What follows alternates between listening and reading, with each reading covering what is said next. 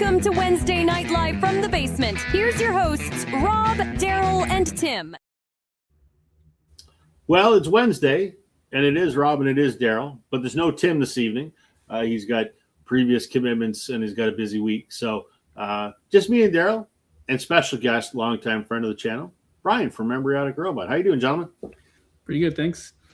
All good here. I know Daryl is very excited about the hockey game. We were just talking about it before we went live. And I said, there's lots of room on the Habs bandwagon for Leaf fans that have the hate on for Mitch Marner. So come on and join us. Our bandwagon's nice and big. Who knows if we're going to win, but I got some fake IKEA wood I can knock on. So we'll see how it goes. The Jays did win today, though. So good news. What are you going to do? What's new in the world, guys? Anything exciting? Daryl, do you finally have summertime up there or springtime? Or we do have summertime. I don't know if I'd call it summertime though. we had a couple of days that were pretty warm, and now it's gone back down. Hence the reason I'm wearing a long sleeve shirt again. You look very fancy again with the collar and everything. Oh yeah, you know what? I was so lazy I didn't even take off my work shirt yet. But I got cold, so I put the long sleeves on. No, on the weekend, my wife and I we bought some pavers because we got a swimming pool that we set up. Obviously, it's not even warm enough yet, but we had to re-level this thing that this guy built in our backyard, and he did a crap job and charged us a ton of money for it a few years back. So anyway, we bought some pavers to try to level it. Those things are heavy. We had to buy 20 of them, I think it was. Actually, the markup on those things wasn't bad up here. The markup is a difference of $4 per paver up here.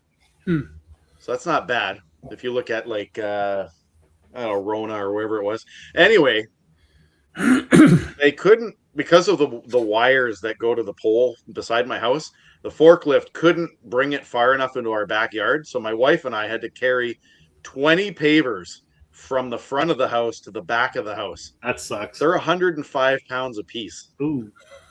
Oh my God. So that's why you like doing yard work. Well, I don't know if you like doing yard work. You just like I love cutting my lawn. My front lawn looks like a friggin' golf course. I just cut it again this afternoon. I probably cut it 12 times already this year. And it's perfectly manicured. Everything's edged. I get like 8 out of 10. Wow. But the rest of it is kind of like I'll do yard work for an hour and then I go, yeah, that's enough of that shit for today. So we've been debating. We have the one side of our house beside our garage. It doesn't get much sun because our house is in the way. So the grass doesn't grow well there. And my wife and I, what should we do? And she's like, let's put some river rock down and put patio stones. And I'm going, it's not a bad idea, but know if I want to do that much work. Like, that's a lot of work. Well, did you get them all down, or did you kill your back in the process? Yeah, we got them all down. My back, like, I woke up Sunday morning, I couldn't even move, man. So sore. we got it down, and we had to buy some sand to just re-level it a bit. Mm-hmm. Put a tarp over top of the sand, and now I just gotta set up the pool but it's raining here now. We're getting not torrential like you guys had, but it's raining miserable crap. It was brutal here on the weekend, and now it's beautiful. Today was 25 degrees and sunny. Wonderful. It was fantastic. After all the rain was insane, and then it warmed up. You have all the yard work woes, Brian, or because you're in the concrete jungle, your yard's probably about this big? No, it's actually probably 80 feet deep, maybe. Oh, wow. That makes sense. Am I counting right? And it's wide 22 feet or something. So it's long and narrow. I mean, the front yard, the people who owned this house before us, which is a long time ago now, planted things that don't need any attention. They just exist, and we don't do anything to it. The backyard, though, between us and the neighbor, there are all these crazy things that need to be pruned. And because we were out of the house last year with the renovation, I didn't do any pruning last year. So it was overgrown, and I also took a fence out. There was a fence falling down. I had to dig out some Virginia creeper. You know what that stuff is? Oh, it's insidious. Yeah. So I've been digging that out for weeks. But and I haven't cut the grass once because there is very little grass because there's some patio stones and there's where we park our car. So it's kind of an interesting space, but I was enjoying the weather today. That's for sure. Absolutely. It was great. I will neither confirm nor deny if I maybe slacked off a wee bit this afternoon to watch the ball game in front of my patio door. Not saying I went outside, but my patio door was open. So Right. as close as I get to outdoors. So. Right. Hello, everybody in the comments. Douglas and hi, everybody up yonder and around everywhere else. Yeah, that's a good description of where we are. Record Hound and Richard. How was our Memorial Day? We don't have Memorial Day in Canada. We had Victoria Day the week before, which was great. It's true. And Glenn is wondering who I'm rooting for. No hard feelings that, Glenn's probably a Buffalo Sabres fan. But, as I was saying to these guys beforehand, we lost the last two heartbreakers in overtime, but we also have been outshot like 3-1. So they got to pick up the pace if they want to win the game.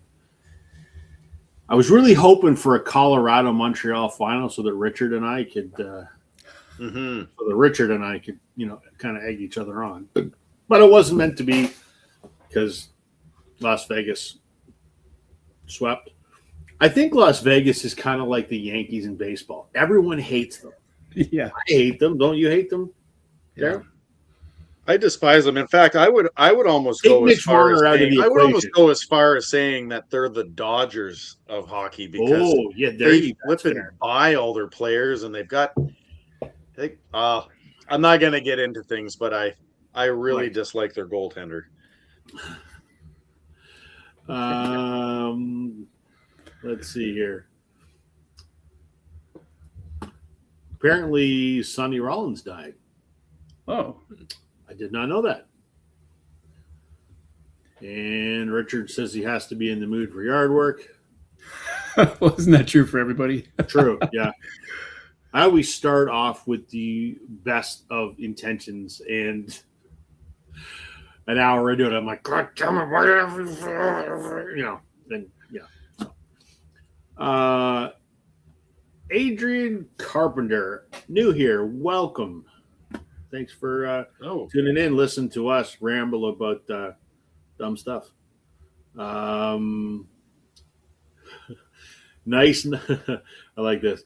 Nice not to be surrounded by leaf nuts. Well, it's not to be surrounded by any nuts, to be quite honest. But we'll take pity on Daryl because he is a long-suffering Leaf fan. So it is what it is. We're talking tonight about. I think this was your idea, wasn't it, Daryl? I think. Yeah. We were trying to figure out something, and I said, so why don't we do genres again? Or no, was it genre? No, it was decades. Decades. And you were like, we just did that not long ago. And then you and I looked, and we were like, no, we haven't done this in a while. I swore we had, but I like to say to people, I don't remember why I walked into a room. We're going to pick decades. Why don't we give ourselves a challenge and not repeat genres of music in those decades? So. Right. So we're doing 6 decades, 2 records each decade for a total of 12 different genres. A little harder than I thought it was going to be for myself anyway. So yeah, Tim picked a good week to be busy. So, yeah. Anything, any new records you guys pick up before we jump into this? You guys get anything new and exciting? Obviously, Daryl didn't go to the record store because there isn't one. It's just that VCLT that Tim got me last week. Right. Yeah. Yeah, I feel like I've been on some sort of self-imposed. Well, no, I just haven't had time to go to record stores, so I've only got a couple things, and I honestly can't remember what they are. But I just haven't had time recently. So, Brian, Grasshopper TV is wondering, did he see you at the Richard Hell talk at the Toronto Reference Library? No, in fact, I didn't even know about it. So, no. Okay, there you go. I got a couple new. I got one new record. So last Friday night, was it? Friday, I went and saw Whitehorse. They were playing in my town, as they do every time they tour, and I'm a massive Whitehorse fan. And it was great. Like, I mean, at this point in time, I've probably seen Whitehorse 20 times, maybe. I don't know, Wow. something like that. Great venue. It's upstairs in what used to be a bank. It's like this old 200-year-old limestone building downtown. Second floor, good acoustics. There's a bar. It's a general admission kind of standing room thing. And I've seen Whitehorse do many iterations of concerts. So like when they first, it's a husband and wife, Luke Doucette and Melissa McClellan. When they first started, it was just them playing all the instruments. And it was kind of neat to see. They did everything with looper pedals, so they just kind of build the song as it went, and kind of a neat thing. And then they started touring with an entire band. And then they toured again just as a duo acoustically. And then there was just the three of them with the drummer. And this time it was the Whitehorse family band, because Luke's daughter from her previous marriage, Chloe Doucette's a musician in her own right. She's like 30. She's got an album or two out there. So she was playing with them, and they brought their drummer who's been with them for like 10 years. And then their son, Jimmy, who I think he's like maybe 14 at the most. Great little keyboard player. Phenomenal. And so it was the Whitehorse family band, and it was great. And they did some stuff off the new album, and they did all of the highlights off of some of their previous records, and it was fantastic. So I picked up Chloe's record, which is really enjoyable. It's kind of, I don't know how to describe it. Singer-songwriter. Yeah, I don't really know how else to say that. She's a great guitar player. Well, she should be. Her dad's phenomenal. And then Chris Mann, friend of the channel over in Wales, he's a Whitehorse fan, but he can't get any of the records over there because shipping is astronomical or whatever. And so his favorite is an album of theirs called Panther in the Dollhouse, which I love too. So I picked the record up for him, and I stuck around after the show, and I got Luke and Melissa to sign it. And I was telling them, I said, this is going over to a friend of mine in Wales who's a big fan. And they're like, Wales? And I go, yeah. I said, just mentioned the YouTube thing, and I talk about him all the time. And, he's kind of latched on. So they signed it to Chris. So I'm going to ship that over to Chris. And I picked up their first record, which I already had, but I got them to sign it for me. And I'm going to ship Chris my original of their first album. So we got some stuff going over to Wales for Chris. But it was a fun night, and I grabbed the set list from the show too. So it was a good concert. It was a hell of a lot of fun. The coolest thing, though, little Jimmy, who is, like I said, 12, 14, I don't know, something like that. So they leave, and before they come back on for the encore, little Jimmy comes in, and he sits at the little electronic piano or whatever the hell it's called, and he plays Chest Fever, which Garth Hudson famously played with the band. And it was pretty goddamn good. And I'm just like, this is great. Got this little 12-year-old playing Chest Fever. It's phenomenal. Wow. Great show. Huh. It's fun. So that's my story. So Richard can't wait to see 1920s albums. You got to go somewhere else then, Richard, because that ain't going to happen. Most of my recent picks have been old Western swing albums. Extra 20. Ooh, that'd be neat. Mm. Now you're talking. I love some Western swing. There we go. All right. We might as well just get into it. We're going to start with the 50s. After much debate, were we going to start with the 50s or start with the 60s? But Daryl twisted my arm, and we're starting with the 50s, which now, in retrospect, I wish we hadn't, because that was very challenging for me. And I don't know that I don't think that I succeeded on the 50s. But at any rate, Brian is our guest. So as always, our guest goes first. So show us your first. Do we want to do this? Do we want to show both picks, or do we want to show one pick and then we go around and show? How do you want to do this? What do you guys think? God, I have no idea. Let's do both picks. We'll keep your so show both your 50s picks. All right, this threw me for a loop because in the original message, it was 6 decades. So I picked 6 different decades. I started with the 70s and went to 2020s. And then, so people are aware, about an hour before airtime, Rob said 50s, 60s. So I'm like, okay. I think I can manage. Hold on. So what Rob said was, because Rob procrastinated and Daryl got on Rob's ass, which you need to, because Rob is way too stressed out these days with work. So thank you, Daryl, for keeping on my ass.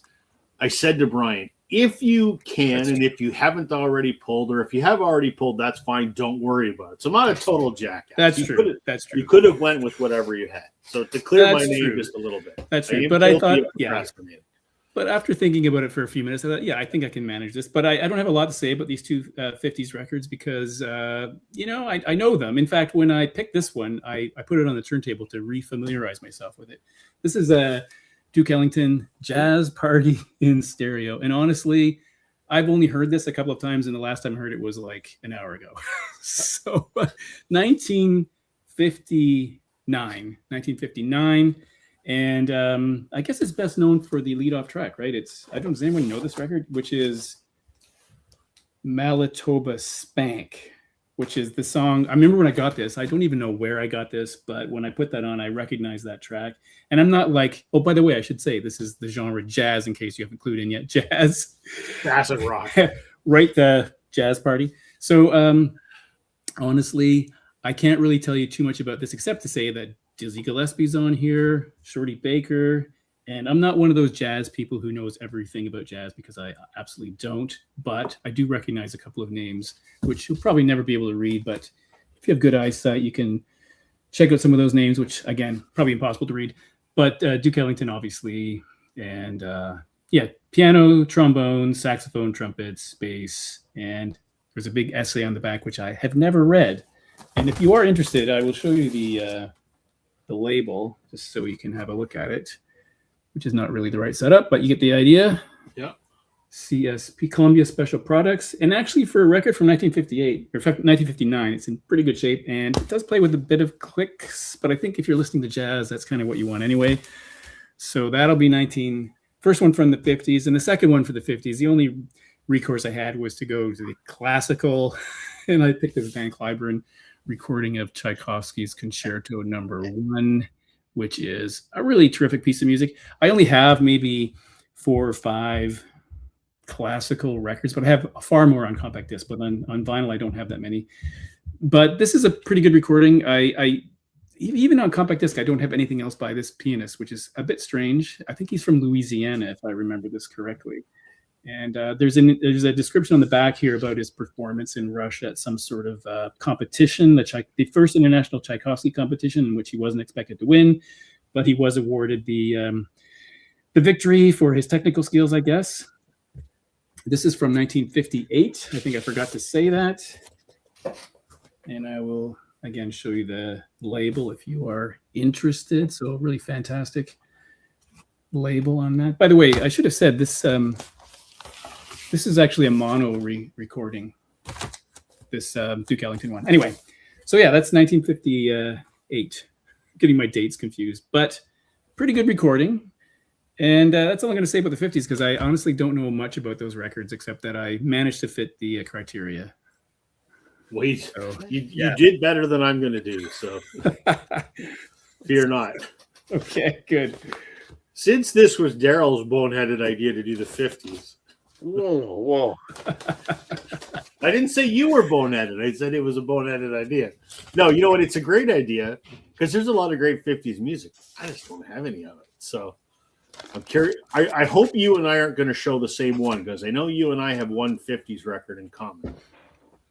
It is not that one. I won't be showing that one. I could have gone with that one, but I chose not to. Although, for a bonus. For bonus. I'm just gonna whack-a-mole here for a bonus. Why don't I show some 40s music? Oh my god. Oh geez. With my 44 and 45 swing era music. I mean, this is inheritance from my grandpa. It's one of those, those box sets that you can get at Value Village for like $3 or whatever it is. But I don't know what it is. I'm really into this kind of swing big band music. which I find fascinating. But the more fascinating of the two, and I've shown this before, but I am absolutely fascinated by Glenn Miller and his band from the 40s. I don't know what it is. I think everything like from the mystery surrounding his death, where he wasn't given permission by the American military, or at least very little permission to go and fly to I think he was trying to go to France or something for some reason. And they've never found his plane. But I don't know what it is. I'm just fascinated by the 40s music. So those are kind of some bonus draws that I just whack-a-mole off the side there. But for my 50s, I think the reason that I wouldn't say that I've got a ton of 50s music. I almost went with exotic 50s because I do have a couple of Ima Sumac records, the Peruvian exotic dance singer, but I didn't go with her. But instead, I'm going with this. This isn't an OG pressing. It's a compilation. The Platters, which genre-wise is doo-wop music, which I'm just fascinated by that kind of music. My grandfather used to listen to this stuff all the time when I was a kid. And funny, if you look up the Platters on Wikipedia, it says that they formed in 1952 and they're still performing in the present. And when I looked them up, there's not a single OG member of this band. Like they're long deceased. Like I think some of them were born in like the 1910s, right? So yeah, I don't know what it is. There's just something about these guys. A Great Pretender, Smoke in Your Eyes, or Smoke Gets in Your Eyes. Those are the big ones that I remember from when I was a kid. You've got The Magic Touch, Only You. And of course, they seem to be featured in any of those movies that not Stand By Me, but movies that are kind of like take place in the 1950s, Back to the Future and all that kind of stuff. Their style of music seems to be popular in those types of movies. So doo-wop is my first one. That's, like I said, that's an inheritance from my grandfather. And then my second one is also something that my grandfather would have listened to all the time. And the reason that I remember this guy is my dad had a cassette tape of him, not this exact one. I think this is a live performance, the one I'm going to show. My dad had a cassette tape, and it just so happened that it got, when it used to jam in the cassette track player in the vehicle, and my dad couldn't get it out, and we were on a highway. My mom was so mad, it just kept repeating itself. Country, 1950s country music. Oh. Frankie Lane, he does songs like High Noon and Jezebel, That Lucky Old Sun, which has been covered a million times. But I believe that this is a live performance, or at least performances that have some audience in the background. And normally I don't show the label, but I think this one's cool because this is an OG 1955 press, and it's on that, what do they call that, 6i Columbia label. So it's kind of neat to see that.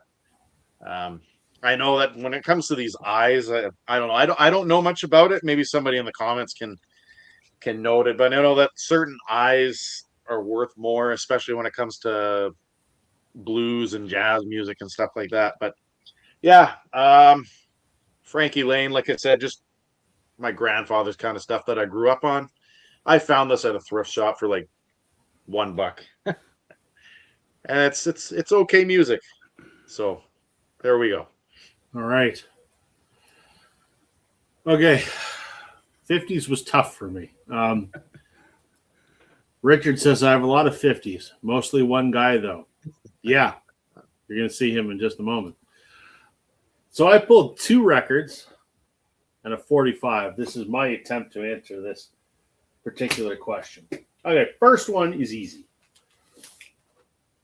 From 1950, I don't know, 59, I don't know. Ritchie Valens.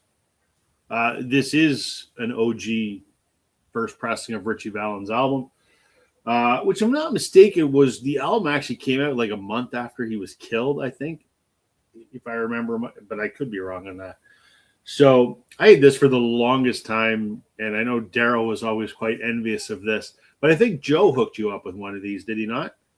Yeah. I like I said, I have it here somewhere. I almost showed it. I chose not to. But here's mine. Yeah, and Joe did hook me up with this one. Yeah. Right. So obviously, Richie died before he, a legend, partly because of his music, but also partly because of his death. But he died before he could really get established. So La Bamba, Donna, Come On, Let's Go. I think those were the ones. So 1950s rock and roll. I guess, the day the music died, right? Right. The only other thing that I have as an album that would classify as 50s music is a compilation that came out much later, but it was recorded in 1954 and 1955. I know Richard has a different version of this, but this is Elvis Presley, The Sun Sessions. Fantastic. So this is all the stuff he recorded with Sam Phillips in Memphis. That's All Right, Blue Moon of Kentucky, Good Rocket Tonight, all that good, Hayride kind of stuff that he did. Just him and Scotty Moore and Bill Black. Great, phenomenal. But this doesn't satisfy the requirement because I would say this is also rock and roll like Ritchie Valens. So the only other way that I can answer this is to pull a 45. This was reached number 12 on the Chum charts in Canada in May of 1957. And this is Come Go With Me by the Dell Vikings. So I would call that sort of, doo-wop, would be how you would classify that. So is Whispering Bells on the other side of that, or is it just Come Go With Me? This is How Can I Find True Love? I don't know that song. I only know Come Go With Me. Love that song. They, Dell Vikings were on Stand By Me. Could be. Of their music.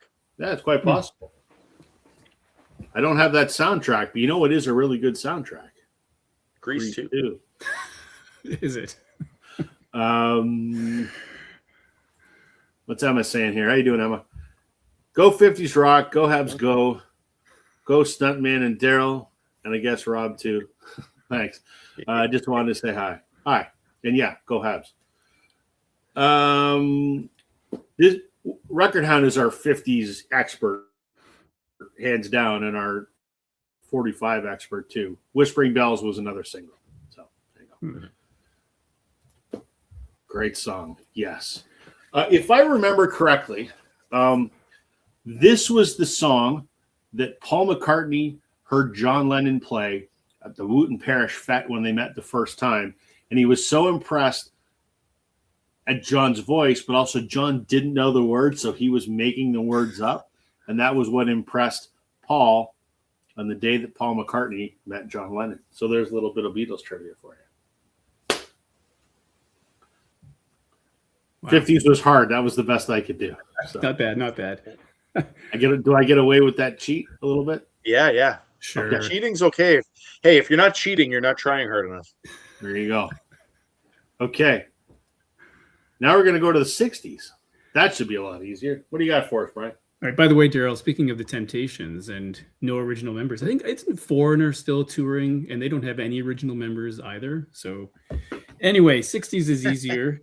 By the way, I got lost in some genre soup there for a while because, as you know, the proliferation of genres is kind of insane. And if you look at Discogs or Wikipedia, you get different answers. So I've taken some liberties with what I call these things because you can get lost in it. So because in Discogs, everything is pretty much rock with these styles below it. So I've gone with this one, noise rock or possibly proto punk from 1968. I've chosen the Velvet Underground, White Light, White Heat, and anybody who knows me knows that this is one of my peak bands because it has two of my favorite musicians in it, which is Lou Reed and John Cale. Not to minimize the other people, but those two musicians I've followed right. Well, I guess Lou Reed's dead now, but I can't say I'm still following him.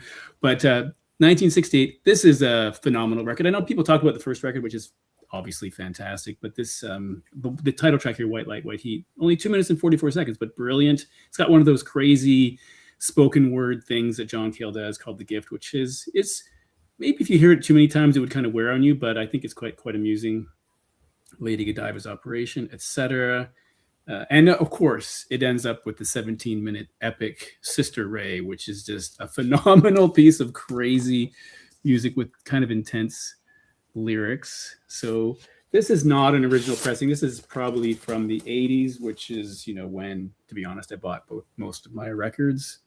I mean, other people might call it art rock, I suppose, but proto-punk. By the way, I bought the reissue of that, which has 2 sides of bonus material, which is excellent to get. So that is fantastic. Anyway, that's my pick for the first pick for the 60s, and the second pick for the 60s. There's so many choices could be had here, but I went with because I had to pick a different genre, of course. So I've gone with kind of blues rock or almost rhythm and blues with Them from Northern Ireland, featuring Van Morrison, the individual some people hate in the VC. I can think of one guy who does not like Van Morrison, but does like Them. I think this is a fantastic band, really soulful. And this is sort of a weird, I've never really been able to figure out if this is supposed to be a compilation or not. It's a mono pressing, because if you look at Discogs, it has it listed as a regular record. But if you go to listings of their official records, this is not here, because it has some tracks from Angry Young Men, which came out also in 1965. But this has, Gloria, fantastic piece of music. Here Comes the Night, which is probably their signature track from the early days. Mystic Eyes. What else? One More Time. Excellent, though. Excellent. And just because I'm showing labels, I might as well show you another one. This has a few scratches on it, but it plays remarkably well, I have to say. Parrot Records, 1965. Anyway, fantastic. I like that Vent. Well, I haven't heard that whole album. I was going to ask you if Gloria was on there, because that's a really good song. Now, Here Comes the Night. Is that the one that was? I can't remember what. Has that been? That's been covered, eh? Yeah, many people. Streetheart in Canada covered that track. That's but the many one. people. Yeah. That's the one you probably know. But many That's people have covered that. The version of Gloria here is quite short. It's 2 minutes and 38 seconds, and of course, other people have made that much longer. But yeah, I think that's a really good record. Yeah, no, good stuff. Trevor's arriving late, so he's asking us to start over. Maybe you can just catch up, Trevor.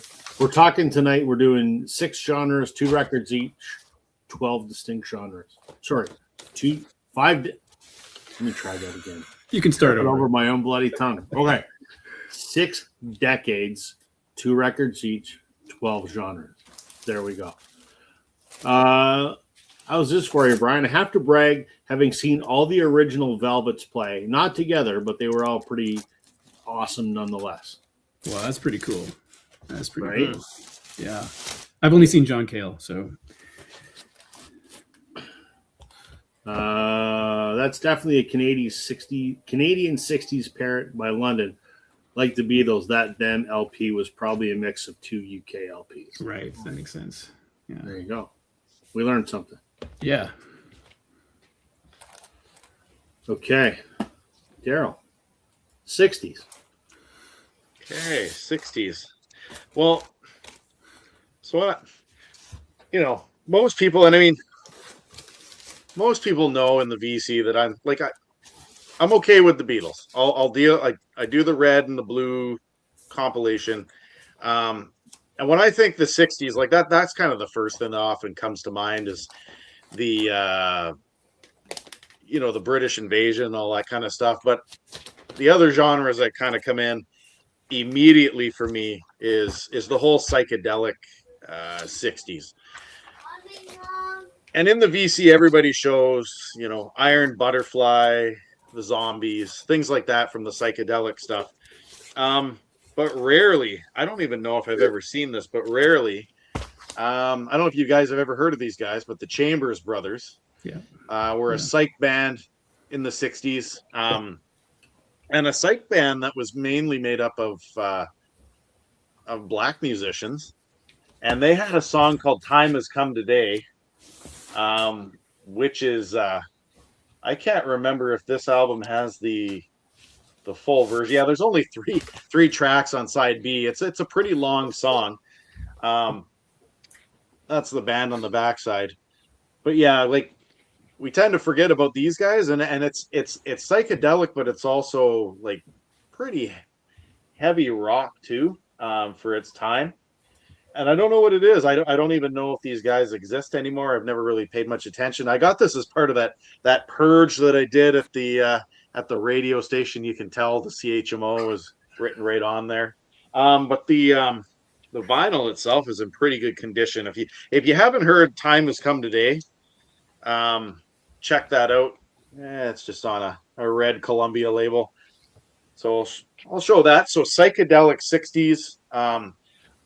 I know Chris Mann just got a repress, I think, of that Zombies Odyssey. What is it? Oracle Odyssey or Odyssey? Yeah, Oracle, so he just got that. But yeah, no, I like the 60s psych stuff. I mean, it's once again, if you're not into the 60s psych stuff, because it is kind of bizarre, pretty good. I'm gonna have to check that out because I'd love to see or listen to like a punk version of that song. It'd be pretty neat. Yeah. So psychedelic is my first one, and then I had mentioned like the Beatles and stuff, but I find that one band that was part of that British invasion that kind of goes almost unheard of, like you don't see them too much, is the Dave Clark Five. And so this category here, I'm going with Discogs classifies it as beat music or mod music, I guess is what we would call it, part of that British invasion stuff. But yeah, it's got Glad all over. I had a roommate in university. Funny, he's like 6'7", 6'8". He football player. His dad was an underground miner in Marathon. His dad was like 6'9", working underground in the gold mines. Just a family of like tall people, but you would never assume that a guy like that, his stature, football player, would listen to bits and pieces by the DC-5. But I think this is pretty good music, and kind of goes under the radar, I guess you would say. But it definitely fits in with like, it's not Rolling Stones. I would classify these guys more like Beatles-esque. They're not the Beatles, but Beatles-esque. Yeah. So that's fair. No, DC-5. I don't know where I picked that up, but it's good stuff. Apparently you win for showing a Canadian-only Capital 6000 series LP. I have some too. I didn't show any tonight, but I have a few. All right. Obviously I could have gone Beatles, but that's boring. So I'm going to show something most people that know of this band don't know that this even exists. I'm a big Fleetwood Mac fan, but this rumors this is not. It was Fleetwood Mac in Chicago. Phenomenal. So before Fleetwood Mac was the Fleetwood Mac that most casual listeners know, they were a blues band fronted by Peter Green. And this was recorded, I believe, in 1969, and it's Fleetwood Mac getting together in Chicago with a bunch of black Chicago blues musicians.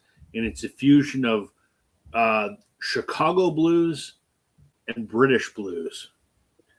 This album was originally, I should say before I say this album, it was originally 2 volumes put together as one, which is what this is.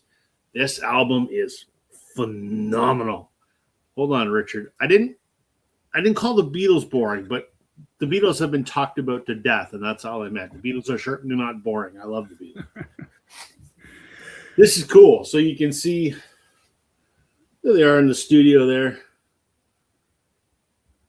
Just, I don't know shit about the blues, but it says featuring Otis Spawn, Willie Dixon, Shaky Horton, J.T. Brown, Guitar Buddy, Honey Boy Edwards, and S.P. Leary. I don't know who any of those people are, but I know in the entire collective works of Fleetwood Mac albums, this is like in the top 3 for me. This is absolutely phenomenal. So, Dreams and Rhiannon, this is not. So, great. And the other way I thought I would go in honor of my father was he was a massive fan. Some Motown girl groups. We got Diana Ross and the Supremes. This is one of those instances where I only need the greatest hits. Am I a fan? No. But it's got Where Did Our Love Go, Baby Girl, Come See About Me, Stop in the Name of Love, Back in Your Arms, all the big Supreme hits. My dad loved Motown, and there was a lot of Motown playing when I was a kid, and he loved a lot of the female vocal groups like the Supremes and the Ronettes and that kind of stuff. So I grew up on this stuff. All I need is this.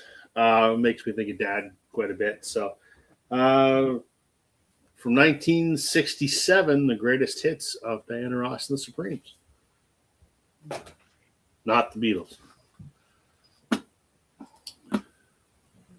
Our U.S. friends need to see the Canadian Tamla Motown label. Okay. I didn't know that was Canadian.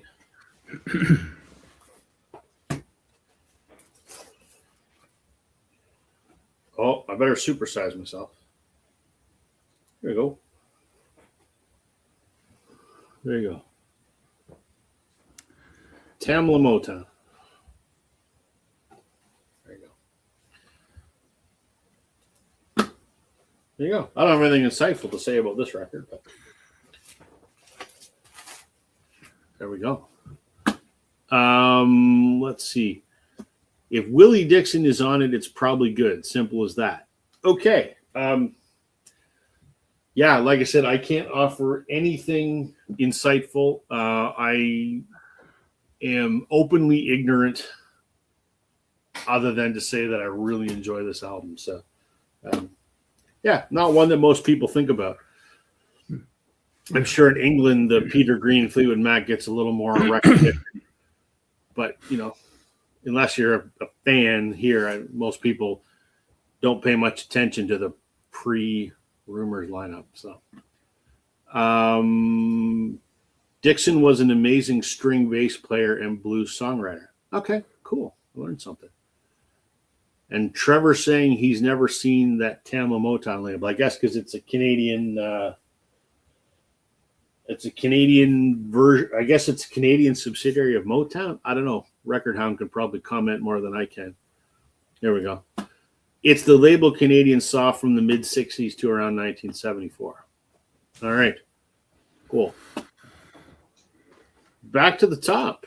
We're in the 70s now. So we're in the 70s. One of the more interesting decades, I think. It's getting easier now. Yeah, it's getting very easy. So I went with something that's, I guess, again, depending on what genre you look at, this is experimental or perhaps even drone, if that counts as a genre. And I've gone with Fripp and Eno, No Pussyfooting. And I always wonder who gets the first billing? Why isn't Eno and Fripp? I don't understand that. But anyway, this is, I guess if you've never heard it, it's going to be hard to explain, but it uses a tape looping technique that was, I guess, originally invented by Terry Riley and worked on by Brian Eno, in which you have two side-by-side reel-to-reel players, and the sound from the first deck is fed to the second one, and then it's then fed back to the first one after a delay of 3 or 5 seconds, and then it creates this really interesting delay sound, which is interesting because if you look at the image here on the cover, you'll see that there's repeating images of both Robert Fripp and Brian Eno, so it kind of suggests, knowing what the music is, that the cover makes a lot of sense. So I guess it's mirrors there. So there's only 2 tracks on here. Track A on side 1 is Heavenly Music Corporation, which is the whole of side 1. And the whole of side 2 is Swastika Girls, which is a kind of a bizarre title to say the least. Okay. But this was then called, he dubbed this as Frippertronics. Robert Fripp dubbed it as Frippertronics. was totally analog. And then in later years, he decided to call it Soundscapes. I think there was a digital technique behind that. I saw him in concert on its Soundscapes tour where he had some rig on the stage and it had the same sort of thing. But the second track, Swastika Girls, rather than using a tape, I think it uses a synthesizer to feed it through. I'm not 100% sure on that. Someone probably knows more than I do on that. But I find this really hypnotic. So when I hear music that has drone in it, it really appeals to me because I really love that sound. And let's just look at the label because I think people want to see labels, e.g. It's hard to get that straight there. So weirdly, the lengths of these songs are not, pieces are not indicated here, but they're quite lengthy for each side. I think this is a riveting piece of music. Some people will hate it. I can imagine putting this on and people would leave the room, but I find it quite fascinating. So I'm all into that. And so for the second one, I thought I would pick possibly the most, how would I describe it? The most well-known punk rock album of all time, possibly, the Sex Pistols. Never mind the bollocks. Here's the Sex Pistols, a record that really got under the skin of the establishment, I guess kind of freaked them out, to the point where I think some record store owners, at least one record store owner was arrested and put on trial for obscenity for selling this records because of the word bollocks, which is kind of ridiculous. Eventually found not guilty, but I think it kind of freaked out the establishment, especially considering you have songs like God Save the Queen and Anarchy in the UK. I obviously didn't buy this when it came out, although I was aware of it because I saw a news story about it. I got it, many years later. For a band that only had one record, they have a huge discography. If you look at Discogs, there's just so many records, but there's really only one studio record from 1977. And I think it's a really good record, but I guess you have to be in the mood for it. And you have to like punk music, but it was banned all over the place. I think banned in parts of England. It was censored by the media. I mean, so some record stores would cover up the part of the cover so you couldn't see the bad word, which is kind of strange. Of course, famously has Johnny Rotten in the band and Sid Vicious, who apparently didn't even know how to play his instruments. Yeah, so I think this is pretty good when I finally got to hear it many years after it came out. So punk rock from the 70s. All right. It always makes me laugh when back in the 70s when they used to censor stuff, right? Because they don't want kids to be influenced. He said they covered it up. And my dad used to have, I know they're not the same. They're by far not the same, but the Canadian band Chilliwack, one of their self-titled albums from the early 70s has a song on it called Chicken Shit Man. But the title on the back of the record is C.S. Man, because they couldn't officially write chicken shit on there. So crazy. Yeah. Couple comments here. Grasshopper TV is saying Whitehorse used to be a band called Veal.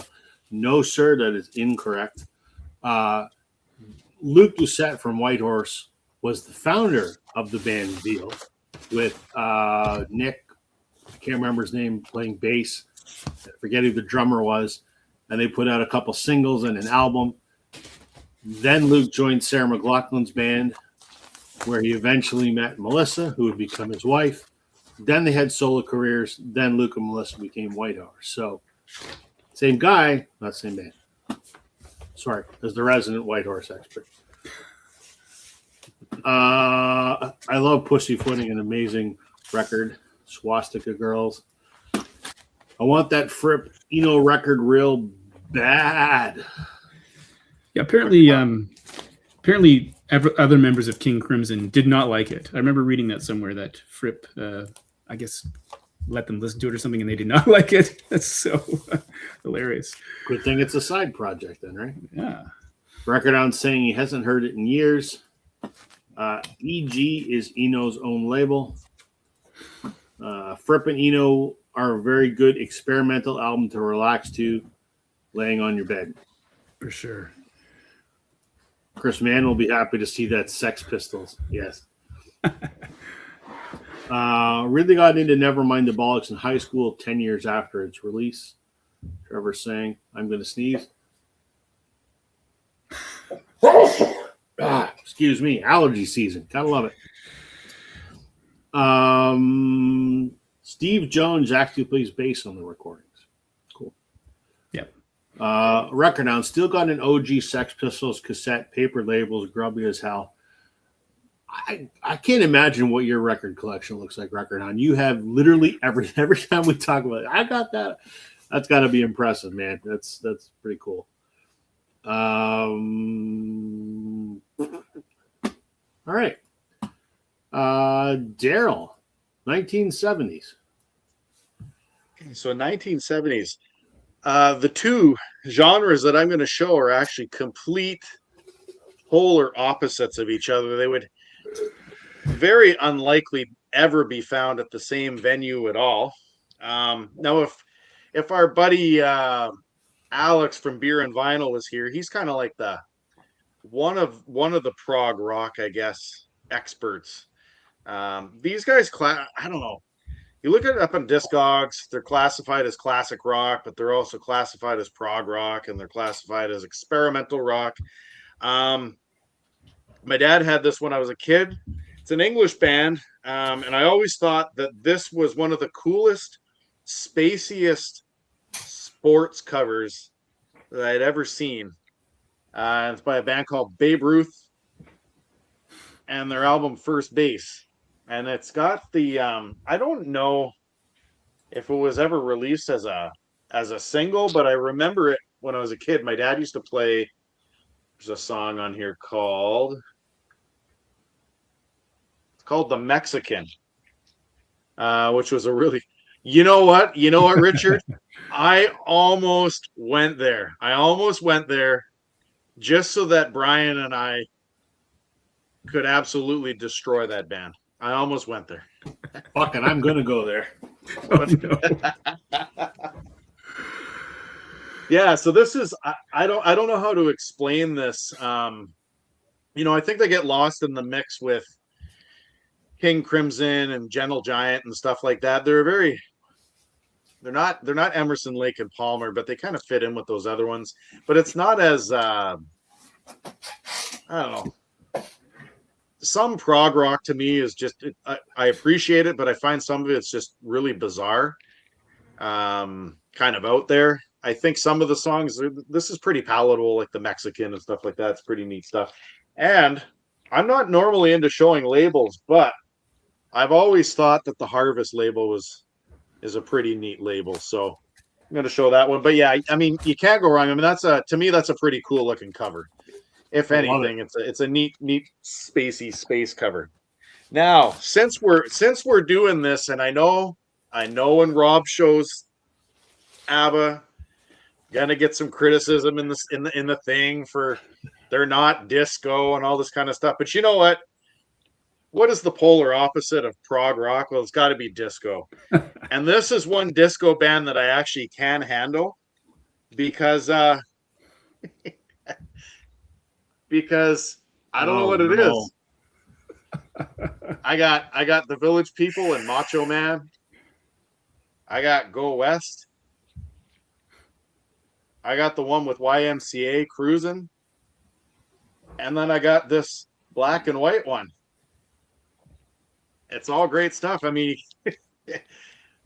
except the genre. I can only handle so much disco. The Village People is where I'm at. And maybe it's because I DJ those high school dances that we have, and it's just one of those things where even in 2026, kids want to hear stuff like YMCA,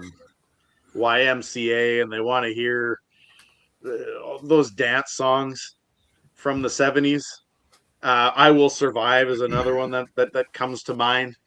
So I don't know. Maybe I just appreciate that one. I don't know what it is. I can't do ABBA though. I can't. Can you do the Donald Trump Village People dance though? No, never done it. But speaking of covers that, I suppose by today's standards, are definitely not PC. Right. Definitely not PC because of the headdress, and we would almost call that. Well, not almost call that. We in Canada call that cultural appropriation now. Those covers would not fly today. That's true. True. Okay, well, I mean, the only way to counter the Village People is to go. Oh, There's ABBA's Arrival, ABBA the album, Voulez-Vous, Greatest Hits 2, Super Trooper, Visitors. Hold on, I'm done yet. Greatest Hits 1 and Voyage. I am missing the first 2 or 3 albums. ABBA rocks. That wasn't going to be my pick, but since, you know, you shit talked ABBA and then you had the balls to show the Village People, I had to show ABBA to represent. Love ABBA. This is what I'm actually going to show. Prague, you know, because I am known. I have a reputation for being a Prague guy. Shit about Prague. Closer to the Edge by Yes. What do I know about this album? Nothing. Do I like this album? Nope. But I bought it. Back in the day when I used to do this with Glenn and Sam, and we used to host this on Glenn's channel, Glenn always raved about how this is the greatest Prague album ever. So one time I was at a flea market and it was there. Thank you, Richard. ABBA doesn't suck. Exactly. This was in like a bin for like $3 or something. So I'm like, all right, I'm going to see what all the fuss is about. It's fine. Just not my cup of tea. But I still have it. And it's the only, I would argue, maybe the only Prague record I have. So, there you go. There's some Prague from the 1970s. It's something that I do like. And I just wonder, this is one of those what could have been. Same kind of along the line of Richie Valens. Like, what if this guy hadn't died, what could he have done? I'm a big fan of this guy, Graham Parsons. This is an album, Grievous Angel. Graham Parsons was part of the Flying Burrito Brothers. He traveled in the same circles as the Byrds and the Eagles, which are both Byrds, come to think of it. This came out in 1974. Emmylou Harris is on here. Linda Ronstadt's on here. Who else is on here? There's some other folks. Bernie Leadon is on here from the Eagles. This is, I guess technically it's country rock, which he was kind of the pioneer of that, along with the Flying Burrito Brothers, and it's kind of what influenced the Eagles to do that sort of commercialized country rock. But he was also part of that Laurel Canyon singer-songwriter thing that had, you know, him and Jackson Browne and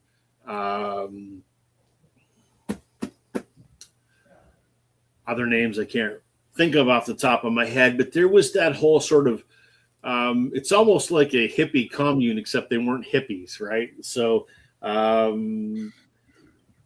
guess we'll call it country rock, or we'll call it Laurel Canyon. So unfortunately he died of a drug overdose. I think he's part of the 27 Club. So what could have been? There you go. 70s.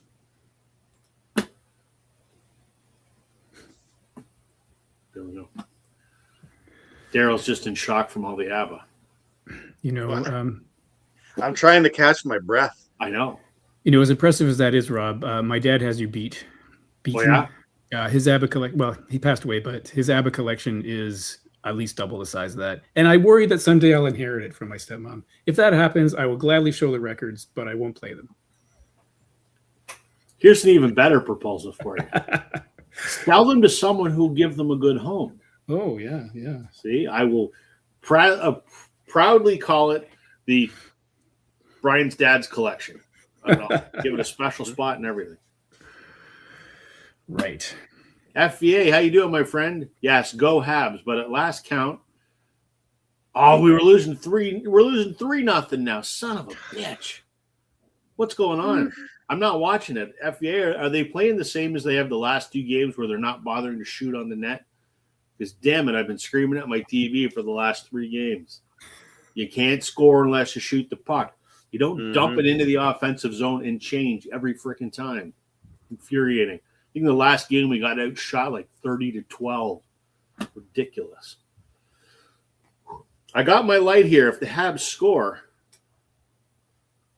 I don't have a red one. All I got is blue. So that's what we got to do. Damn it. 3-0. Son of a gun. End of the first. Shit. Okay. Brian, back to you.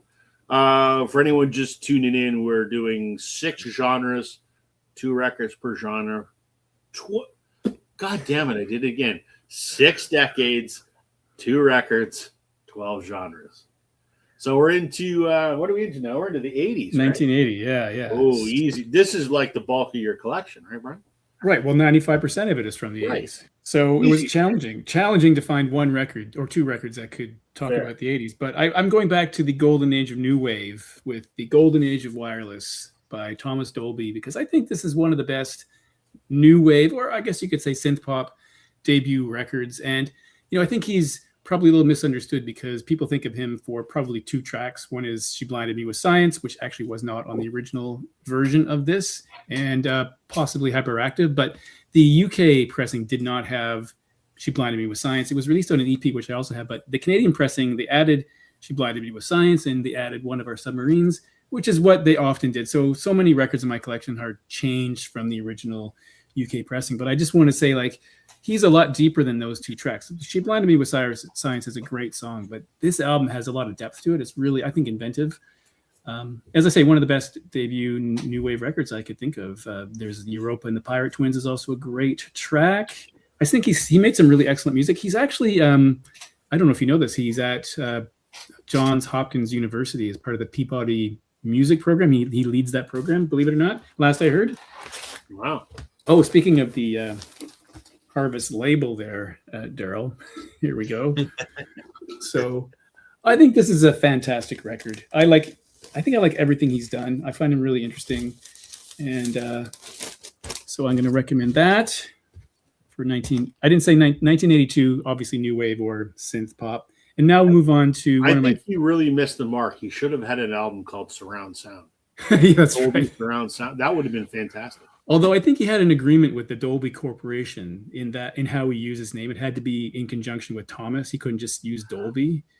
So I think if he added something with surround sound, it might have breached his legal deal with them, I think. So let's talk about the godfathers of goth music, really. So Bauhaus. This is Mask from 1981, their second record. So, I guess some people might say post-punk, but I would say goth for this. This cover was drawn by Daniel Ash. And of course, I think you could argue that they released the first goth single with Bela Lugosi, probably. And this is their second album. I almost showed In the Flat Field, which is also a terrific record. But so we have Peter Murphy, one of my favorite singers, Daniel Ash, David J., Kevin Haskins. Really great album. So let me show you. I don't know if I showed the inside of that, which you have a hard time seeing probably, but it leads up with such a great track. Hair of the Dog. It's just got such momentum to it. Passion of Lovers. I'm not going to list every song, but I think this is a really fantastic record. Of course, they eventually broke up, and the 3 of them went on to form Love and Rockets without Peter Murphy.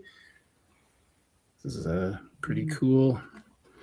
So I think, this record, compared to the first record, it's oddly maybe has more of a hard edge, but it has oddly a more pop sound to it, if that makes any sense at all. But I don't know. I think it's fantastic. It's kind of haunting and a bit sinister in places. It's very cool. All right. Couple comments here. Richard is saying they added Science on the U.S. version of that Dolby album as well. No, you have to say Thomas Dolby. I don't think you can Thomas just say Dolby, because we don't want to get sued by the Dolby Corporation. He did all the synthesizers on Def Leppard's Pyromania. I almost pulled Pyromania this evening. Right. He also weirdly did production or added musicianship to the Foreigner 4 record, which I didn't know until recently. That's really weird, right? Okay. 80s. Daryl has a little bit of this.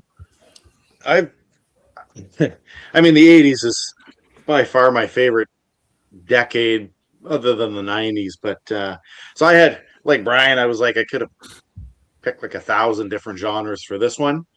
But I wanted to try to show some stuff that I don't think I've ever shown before. So I'm going to start with reggae pop or reggae-matic pop, I think this is called. And I was listening to this just before I logged into the show because I wanted to rehear it and remember what it sounded like. So it's not true reggae music. So I'm not sure if Curtis is here. I don't think he is. Curtis from Young LP. I don't think so. No, but he might know these guys, these girls, I believe. They did a cover version of Bobby Bloom's Montego Bay. So I don't know if you ever heard of a band group called Amazulu. They're I guess I don't want to say that they're past the Dutchie, because those were, Musical Youth was kind of teenagers, but just a unique band. I'm not 100% sure where they're from. Of course, there they are, kind of like a funky. They do some soca music and stuff on here too, but I was listening to it and it's pretty good stuff. Montego Bay is really good. There's a song on side 2 called Cairo, which is just, I don't know, it's a weird song, but just unique. So if you are into reggae-matic pop, I would give this band a go, an all-female reggae group. And I almost showed Musical Youth, but the reason I didn't show Musical Youth and Pass the Dutchie is because I've shown it before. I wanted to go with something a little bit different, but they kind of fit the same vibe. So, going from Brian's goth dark music to reggae-matic soca music is that's a bit of a different transition, I would think. And it's on my turntable, but it's on the Island label, the one that's really colorful there. And then my second one I'm going to show is more I don't know what you would call this. I think it's like soul funk kind of music. A funny story about this particular record, though. I took my daughter to go. This was like right after COVID. I think it was October of 2021. I took her to the hometown that I grew up in northwestern Ontario. And on the way back, I stopped at Value Village in Thunder Bay because I was like, hey, hit up a record store and see what's in there. So I go to Value Village in Thunder Bay and I'm searching through these bins. Every single record that was in there, they were either cracked, broken, ripped, torn apart, or nothing was there. There was one record in the entire bin that was salvageable. And it was this one, Billy Ocean's Suddenly. So and I think if Scott Vinyl Vertigo was here, I think he digs Billy Ocean, and I would call this, it's not funk, it's like soul music, I guess, maybe funk soul. And if we're into showing it, though, I might as well show it because everybody loves the Jive label. Jive is a cool one. But this one has Suddenly on it. It's got Caribbean Queen, Loverboy. Yeah, those are all the hits by him. Pop soul, there we go. Pop soul. Pop reggae pop and pop soul. So yeah, I mean I can handle Billy Ocean every now and again. I wouldn't say that I'm going to be throwing Billy Ocean on every single evening, but I appreciate what he did in the 80s. And I wanted to, I mean, I've shown synth pop and I've shown new wave and all that kind of stuff. I wanted to kind of show something different. I haven't before. So there we go. Amazulu and Billy Ocean. Sorry, lubricate my vocal cords there. Okay. This is the record that I instantly thought of. I'm going to show this record. This group became something else when they became widely recognized, and that is the Bengals. There's my fantasy wife, Susanna Hoffs. Yes, this is signed by all members of the original lineup of the band, including Annette Zelinskis. I have a bunch of Bengals autographs. Hi, Susie. Everyone knows the Bengals for Manic Monday and Eternal Flame and Walk Like an Egyptian. Who gives a shit? That's kind of superficial bubblegum pop, but this is a compilation album of stuff that they had done before that first album that had Manic Monday and Walk Like an Egyptian, before they were famous. And before that, they were part of this, what was called the Paisley Underground. I had to Google this because I couldn't really describe it, but then it makes perfect sense to me. The Paisley Underground is a musical genre that originated in California. It was particularly popular in LA, reaching its peak in the mid-'80s.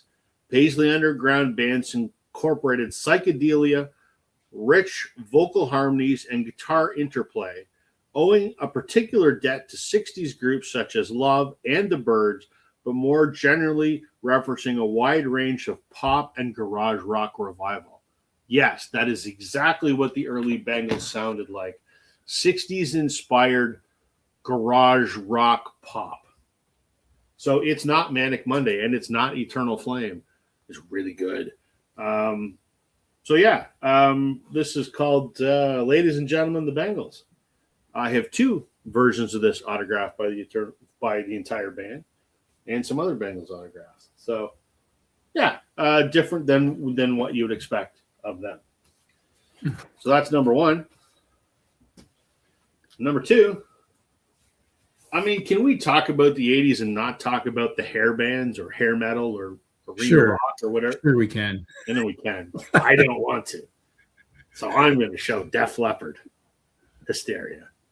Hysteria's great. Pyromania is great. Even their albums before that are great. But I think this is the zenith of their 80s mainstream popularity. And, this has got Rocket, Animal, Love Bites, Pour Some Sugar on Me, Hysteria. Like this is the one that is kind of the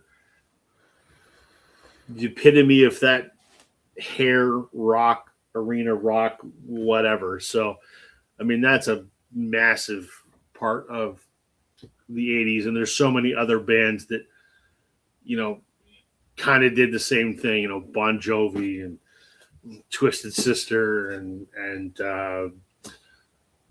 Poison and and on and on and on and on. So this is just one example of that. So we're going to go with Hysteria by Def Leppard for the 80s. Great album. The video for Pour Some Sugar on Me is a little disappointing, though. Not what I expected. I don't even know if I remember that video. It's like a concert. Is it? It's like they're performing. It's not what you'd expect. That's kind of boring. Hey, Brian's tuning in from Tokyo. How you doing, my friend? We are in the midst of it. We are doing, I'm going to get this right this time for the first time tonight, 6 decades, 2 records each, 12 unique genres. That's what we're trying to tackle tonight. So,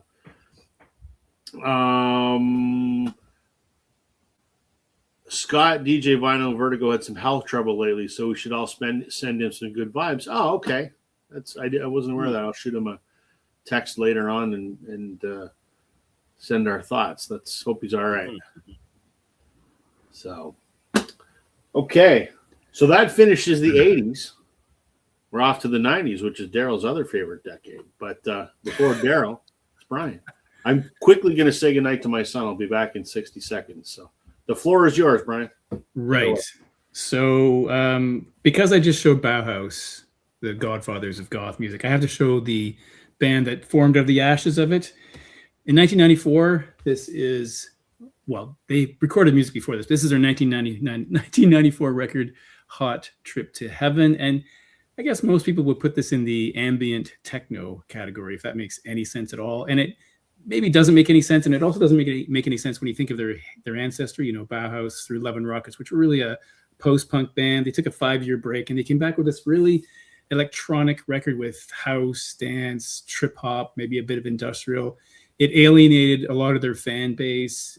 I think subsequently it's been proven to be a pretty good record, but it's a very strange record in the kind of way that you'd hear, like, I guess, like maybe bands like Orb or Orbitals or something like that. And the first time I heard it, I was a little surprised, to be honest, and I wasn't sure if I liked it. But I have grown really to love this record. It opens with the 14-minute Body and Soul, which is, I think, just a beautiful piece of electronic music.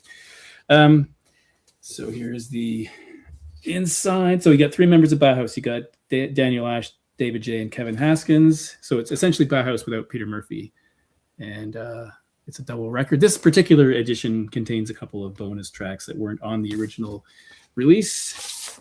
And I will show you the labels because I've been doing it all night.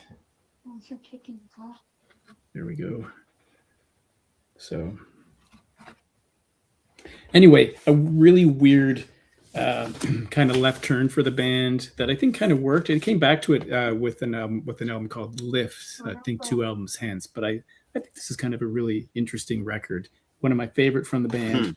So ambient techno, I guess, if that makes sense. Other people call it, like, as I say, like trip hop or dance, but I think I don't know what the right term is, to be honest. But you know, I think it's really good.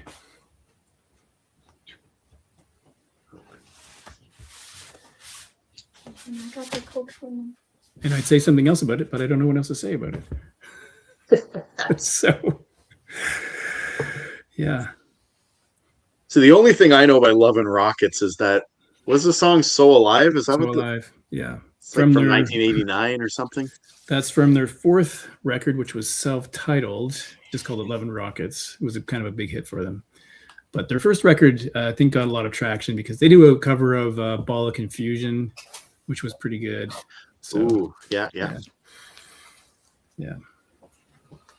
Okay, so Rob, you missed. I don't mind Bauhaus and Love and Rockets, but you can definitely tell that they're two different entities. That's for sure. So Robbie missed the first one from the 90s, Love and Rockets, ambient techno. And for the second one, I almost forgot to do it. The second one from the 90s, I have chosen a hip hop record from A Tribe Called Quest, The Low End Theory.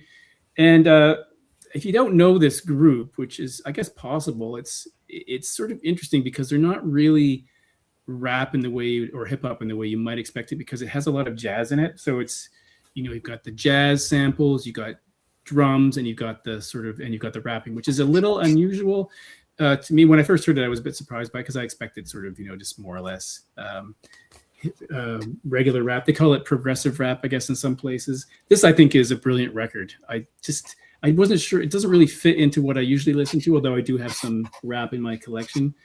By the way, I should have said this came out in 1991, so right at the beginning of the 90s. Q-Tip and Phife Dawg are on here. By the way, I should show you the back of it. So lots of social issues mentioned in here. And a pretty boring package, though. There's just... Did you say there's somebody on there named Q-Tip? Q-Tip, yes. Someone named themselves Q-Tip. as a like a stage name. Good Lord. Q-Tip and you know, it's funny. Q-Tip had a single. I think it was either in the late 90s or early 2000s. He went top 40. Oh yeah. But I agree, it's kind of an unusual stage name. Yeah. You know, the Library of Congress has that registry of historical works. So this was included way back in, I think actually quite recently they included that record there. I think many people would say this is one of the greatest hip hop records of all time. And I do think it's quite good. Because of Q-Tip. Because of Q-Tip. Yeah, that's right. Fuck, what a stupid name. Yeah. Anyway, that's the 90s. All right. Daryl, what do you got for 90s? Okay. So for the 90s, I had shown Alice in Chains and stuff recently, so I didn't want to go with Alice in Chains, but I'm going to go up with, I would say that this album here that I'm going to show is pretty much straight up industrial. I mean, I think there's rock elements to it as well. I was introduced to these guys through none other than Beavis and Butthead when they used to do their music segments. And I remember the first time I saw one of this band's music videos, I was in early high school, and I actually have emetophobia, so a fear of vomiting. I just can't, right? And so when I first saw the music video for this, and there's these two teenage boys, and they go into this sleazy ass hotel, and they're trying to get, drugs, and then the kid's, he's withdrawing, and he's throwing up in a toilet or a garbage can, and they show it. It was disgusting. And it's none other than Ministry, Psalm 69. What is it? A terrible? No. Some I can never remember the full title. Something to do with sucking eggs or something like that. Anyways, what it is. But this is great. And of course, what really makes me laugh about Ministry is the fact that they're on the same label that Madonna did half her career on, which is the Sire label. So you'd never think that Ministry and Madonna would be in the same wheelhouse, but apparently Sire like both of them. But NWO is a great track. Just One Fix is the video that I was talking about on Beavis and Butthead. Jesus Built My Hot Rod is a really cool track. So I think most of this is really good. The only song that I can't do, I forget the name of it. Grace. It's the very last song on this. I just think it's just complete, and I get it. It's the industrial sound, but I just think it's complete noise. Is the very last track. But like I said, I got into them. And my youngest son, the one that I was giving a hug to before he went to bed there, if I throw this album on, I don't know what it is. He starts dancing and getting all crazy to this. And I know that we've talked about this with Richard live before. Is Richard's kind of given up on Ministry lately, and I haven't listened to them in a while because they've gone, like Al Jorgensen has just gone bonkers on the politics, to the point where it's almost unbearable and unpalatable anymore. But and I'm amazed. He's like Keith Richards. I don't know how the guy is still alive, the amount of heroin and piercings he's got. But it's an interesting genre. I think Ministry is a little more palatable than, and I know Trevor, if you're still here, don't criticize me for this, but for the average person, Skinny Puppy is pretty hard to take sometimes, because they're like really industrial and kind of almost like, if you were to throw that into like Saw movies or these horror flicks, you'd probably be pretty terrified for the rest of your life. So I went with Ministry. I like that one. I like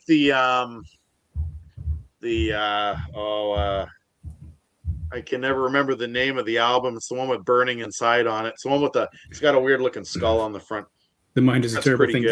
The Mind is a terrible thing. Yeah, The Mind's a terrible thing to taste. And then of course the one with Stigmata, Land of Rape and Honey, is a good one. So Industrial's really good. And then I didn't want to show Alice in Chains, but I figured I would go with like grunge / alternative. I mean, I find I have a hard time classifying Pearl Jam as just straight up grunge. They don't fit the mold to me of like Alice in Chains and stuff like that. So I'm going to go with grunge / alternative. And I think for me, I think that this is, I'm not going to say, oh, everybody has to have this album, but I think that if you're going to go with a Pearl Jam album, this is the one. I mean, it's got Jeremy, it's got Once, it's got Even Flow, it's got Black. I mean, Jeremy was, we talked about band album covers and band music videos earlier. I mean, Jeremy was banned in lots of stations just because of the content it was associated with, the school shooting type stuff. But I mean, it's really good. I knew about this early in my high school days. I just never got into it. And then when I went off to university, I started listening to I used to use this album as like study music. I don't know why, but study Primus, Tool, or AIC. Yeah, no, I didn't want to show stuff that I've already shown too many times, but I could have went with Primus though. I should bonus Primus. But yeah, no, Pearl Jam is, once again, there's only so many albums of theirs that I can take. I stopped at Yield. I just couldn't do anything after Yield. But yeah, there we go. Grunge and industrial. Okay. Nice. I never got into the grunge thing. One genre I liked in the 90s, and I hate that it's called this because I don't think it is, but Brit pop. I hate that because a large contingent of the Brit pop are rock bands like Oasis. That's not pop, that's rock. Nevertheless, I'm not going to show Oasis because I show Oasis a lot because they're one of my favorite bands. So I'll show these jerks instead. Blur. Do I like Blur? No, I don't like Blur. I like this album. I love that album. This is a good album. And I like, I have the other one that I like, The Great Escape. You know the one that has the boat on the cover? A girl introduced me to this back in the 90s, and I liked it. I mean, it's got girls and boys, got End of a Century, Bank Holiday, Park Life, To the End. It's a good record. I guess these guys are probably more pop than rock, I guess. But one half, I guess, of the great Brit pop rivalry. Thankfully, Oasis won because they're way better, and they're not a pop band. They're a rock band, but I don't show these guys very often. I do not have the record that has Song 2 on it because What? I hate Song 2. Song 2 is the best Blur song. Hell, it is not. It's also way too short. It should be twice as long. It's garbage. The best Blur song is Charmless Man. Prove me wrong. How can you? Because it's subjective, right? Okay, so 1994, a little genre called alt country. I love me some Uncle Tupelo. These guys were awesome. This came out in 1993. I think Anodyne was their last record. I think they did, if I'm not mistaken, 3, maybe 4 albums, and there's a live album in there as well.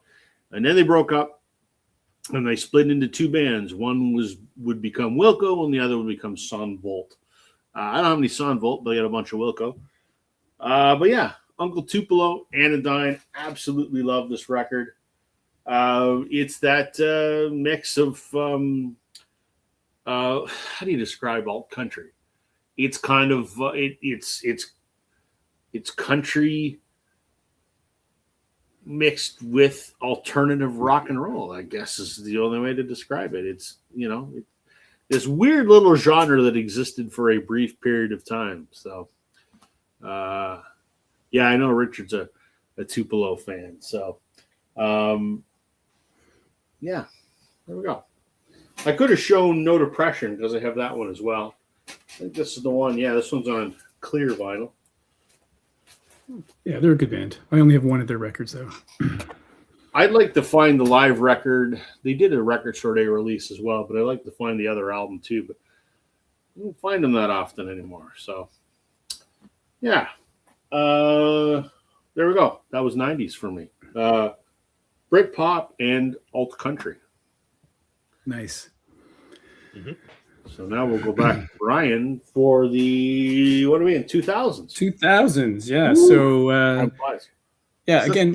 Is this the last one that we have, I guess, eh? Yes, it is. Anyway, yeah, so I picked a band that came back after a 15-year break, and this is the category of, well, again, like what genre is this? Because early Kraftwerk would have been krautrock, and then it would have been electronic, and some people call this techno. I'm not sure if that's right, but 2003 Tour de France Soundtracks, which is a spectacular record. I'm tongue-tied tonight. A spectacular record. I think it's fantastic. It's their 11th record. I think there's only one original member left. On their last tour, I think it was only one original member, I think. Anyway, from Dusseldorf, pioneers of electronic music. I think everyone knows who this band is. I don't think I have to tell you who they are. But I will show you this cool package, though, because it is great. It has there's 2 records. This is just black vinyl. which I will show to you because it's cool. And there's a nice booklet in here as well, which is quite great and pretty cool, I have to say. You know, I guess there are people who think that the best two bands in the world are the Beatles and the Stones, and then there's those people who think it's the Beatles and Kraftwerk. I'm not sure where you go on that, but I think they're fantastic. And some people call them the most influential group in history. I think they were really influential for me anyway, influenced tons of bands. And yeah, I don't know what to say about that because it's such a well-known record, but I think it's very cool. So that's sort of, I guess, electronic or possibly techno. I'm not sure if the techno thing fits. And for the last one, this is from 2005. I have chosen kind of an industrial band, Nine Inch Nails, of course. This is with Teeth. And I have to say, this is probably the Nine Inch Nails record that I've listened to the least for some reason. I'm not really sure why that is, because this is I guess this didn't get as good reviews as their earlier records. This is their fourth record. And I think the earlier ones got better reviews, but I think this is a good record. And it does have this is the, I think this is the definitive, edition. They called the Ultimate Resurrection. They kind of fixed whatever mistakes they thought were in this record and came out with this lovely 2 vinyl set, which is really cool. Yeah, there we go. Side A. From Cleveland, of all places, right? Are they from Cleveland? And I think this record did cause some fans to maybe question them because it's not quite as hard-edged, I guess, as the previous stuff. But I remember reading that David Bowie was a fan. I thought that was kind of cool to know. What were the singles on that? I've seen it. I just can't remember. Like you, I don't remember it, but I remember hearing it. I'm not even sure what the singles were on here, to be honest. Because I wasn't really paying attention to what was released as singles. So I'm not even sure that I know the answer. I don't even think I have the track listing here. Oh, Every Day is Exactly the Same, I think, is one that you would have heard. Yeah. I think that's the one. Yeah, maybe that's the only one. I know there must be more than one, but I know that one definitely got some play, yeah. I think. Anyway, industrial, sort of. It's definitely not as crazy as Downward Spiral, that's for sure. Downward Spiral's much heavier, exactly, and darker. For sure. But interesting though. I think the man's made some good music. You know, going back to Kraftwerk, I had almost considered doing Kraftwerk for my 70s with Autobahn.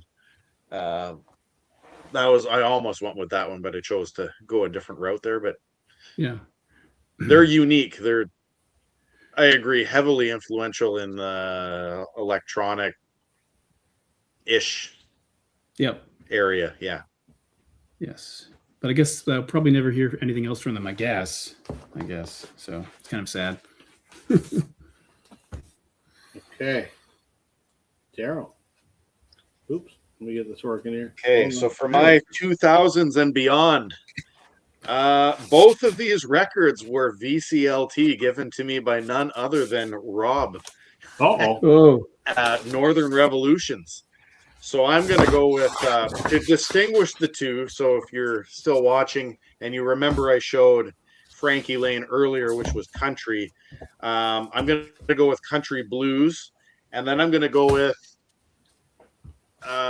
singer-songwriter / folk, I guess we would call it. So I know where you're going. Going with some Darius Rucker. I mean, this album, I mean, he's known for Wagon Wheel, his cover, he covered that, right? I think he covered that, eh? Yeah. So no, yeah. So, I mean, other than just saying country blues or, country rock, I mean, that's kind of what this is. Obviously, if you're not sure who Darius Rucker is, you're new to him. Hootie and the Blowfish, which I also have Cracked Rear View, which is a great album. But Wagon Wheels is a good song. But I mean, for me, I know, like Rob, you sent this to me because it's just not not your jam, but Right. my wife really likes this. So hey, it went to a good home because we both like it. So Perfect.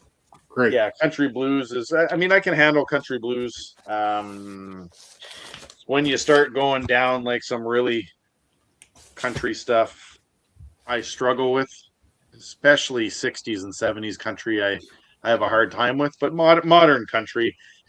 Do I consider this full on country? I don't know. It's not Florida Georgia line or anything like that. It's Thank goodness. country blues. And then last but not least, finally got my copy. That looks familiar. Looks Let's familiar. full screen you for this one. Hold on. We just got here we go. There we go. Adam Baldwin, Concertos and Serenades. Loved by many here on Northern Revolutions.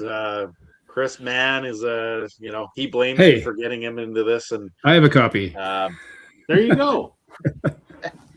But it's great stuff, and I mean, I think the thing about him, we've talked about Bruce Springsteen and what talk to 10 different people about 10 different Bruce songs, and they're going to give you 10 different answers, and personally, because I can relate to it, Number 2 Colliery is my favorite song that's on here, just because I grew up for 20 years in a mining town, so the theme of the song, maybe not necessarily that he knows that his brother's cheating with his wife, but definitely the theme of people being trapped underground and dying. I mean, I went to high school with a guy whose dad was killed in a mining accident. So yeah, I mean, it doesn't matter if you're from the East Coast or not. There is a theme in every one of these songs that somebody can relate to, and of course he's got his own label there.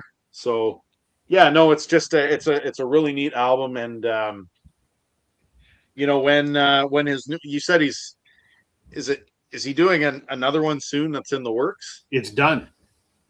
Yeah, so definitely gonna have to get on that when it comes out. Yeah, I've heard a couple of the songs he's done. He's debuted a couple of the songs at a few shows, and it's in the vein of that album, which I am beyond excited about. Not a week goes by I don't listen to that album. I listened to it 3 times today. Daryl, what genre did you give that record, by the way? The Adam Baldwin record. For the Adam Baldwin one? Yeah. I think I basically went like singer-songwriter, folk kind of. Brian thinks it's country.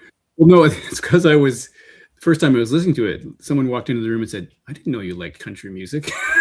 So it's like a couple of songs remind me more of country than others. But yeah, To me, in my brain, it's a distant cousin of Springsteen's Nebraska. Yeah, I guess that's kind of how I frame it. But yeah. Right. I have decided, and as crazy as this sounds, that is now my second favorite album of all time, right behind Sgt. Pepper. That's how much I love that record. Wow. Mm-hmm. It's just I have gushed at length about why I think it's phenomenal. And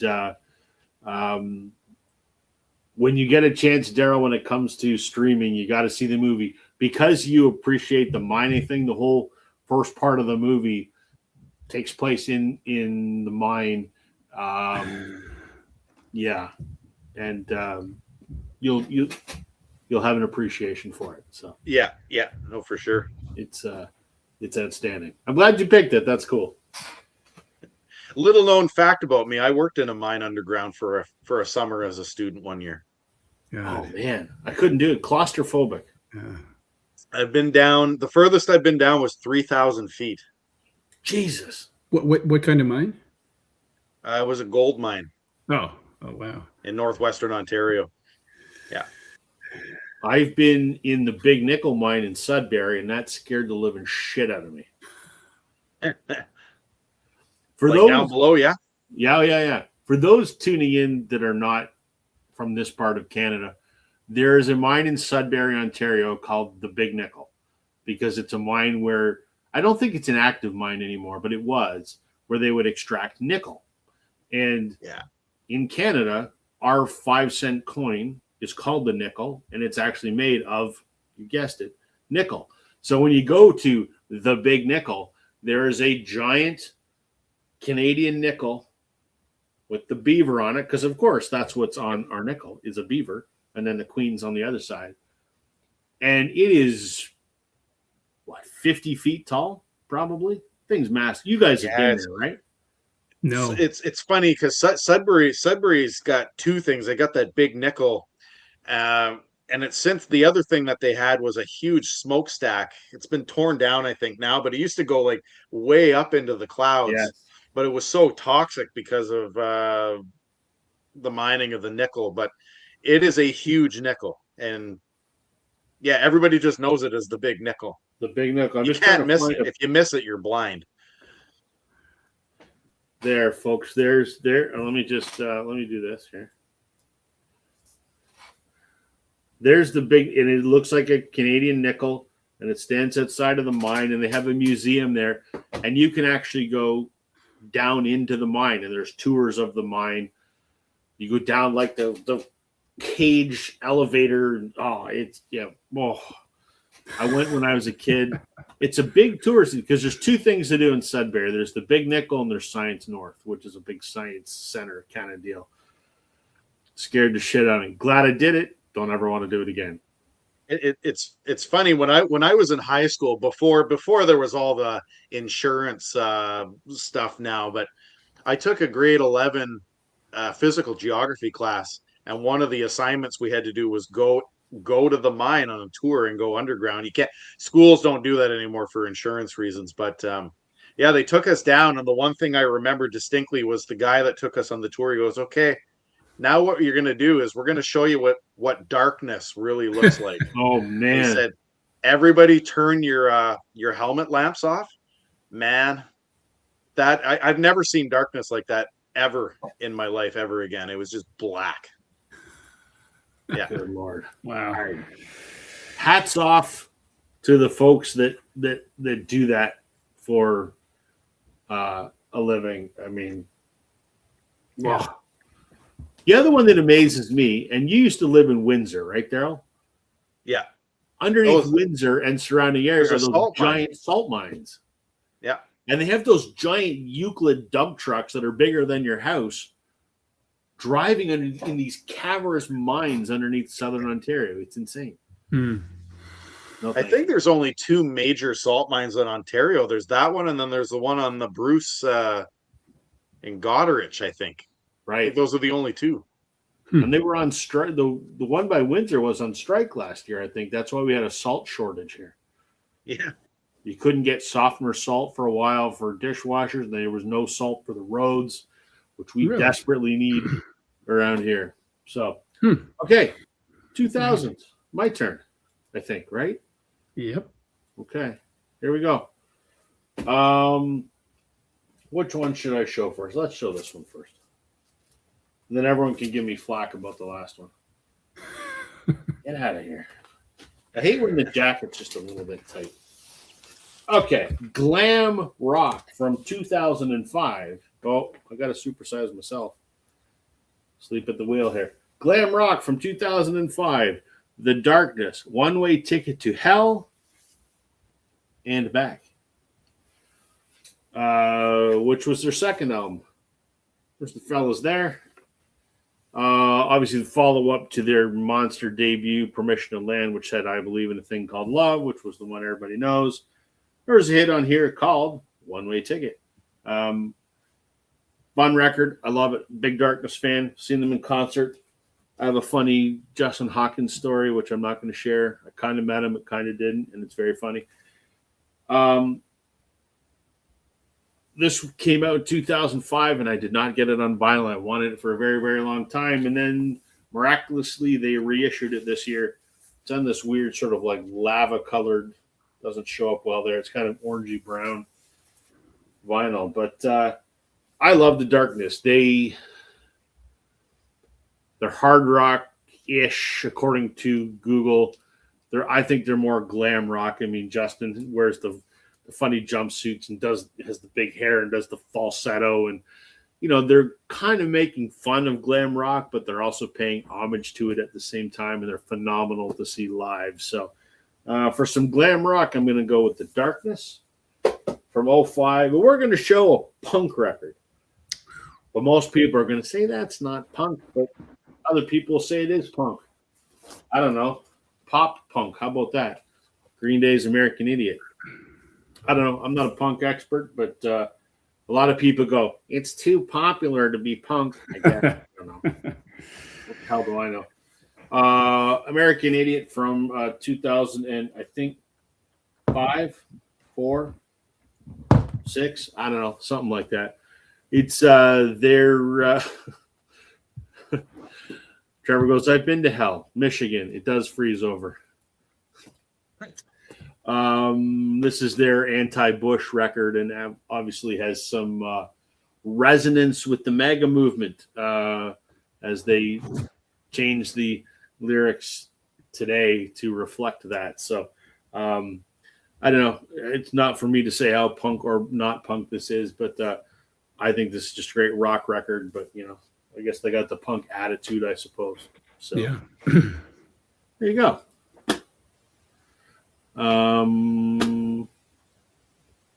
We got finished ahead of time, fellas. Like 13 minutes early. We should have done 2 more decades. We should have done 2 more decades. We should have. Yeah. Damn. What are we gonna do? What are we gonna talk about now for the next 13 minutes? Oh. The Habs are still losing, I think. Let's Whack-a-mole. We can do a whack-a-mole. You want to do a whack-a-mole? Do a whack-a-mole. Go pull something. Well, I have some records sitting beside me because I did actually do this up to the 2020s. All right. Well, you show a couple, and Daryl will go pull something, and then I'll go pull something. Let's do that. Okay.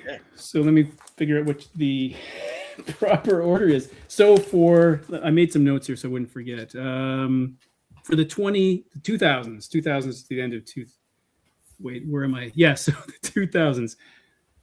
No, we did the 2000s. So the 2010s. Yeah, I'm confusing myself. I chose a band that dates way back to the 70s, but I picked something that they released in 2013. This is Pere Ubu, Lady from Shanghai from 2013. And the genre here is, I think they call themselves Avant Garage, which is really weird. There are a lot of things that are applied to them, like art, Avant Garage. Avant Garage. I'm sticking with that because it's the authorized genre straight from the band. And the next one from the 2010s is Dream Pop. I went with Beach House, Depression Cherry, kind of ethereal in a way. I think people might call it ethereal music, but Dream Pop from Beach House, which is really cool. I'll just do these quickly. So Hill County Blues, I picked. This is now in the 2020s. So this is 2021. The Black Keys, Hill County Blues. It's like a cover album of Hill County Blues songs, which is very cool. It's one of my favorite Black Keys albums. I think it's terrific. And we'll round out from 2021, the godfathers of Canadian post-rock, Godspeed You, Black Emperor.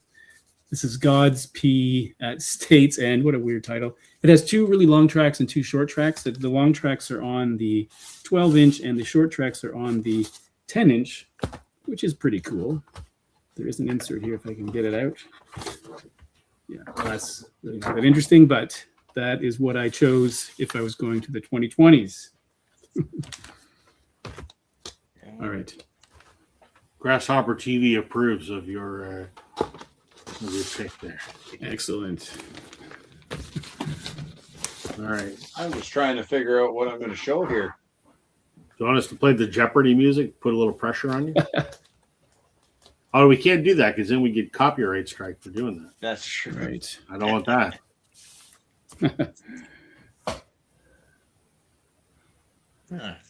This one don't think I've ever shown. There, let's go with a little 80s. Hold on. I don't know what we would call it, a synth pop new wave.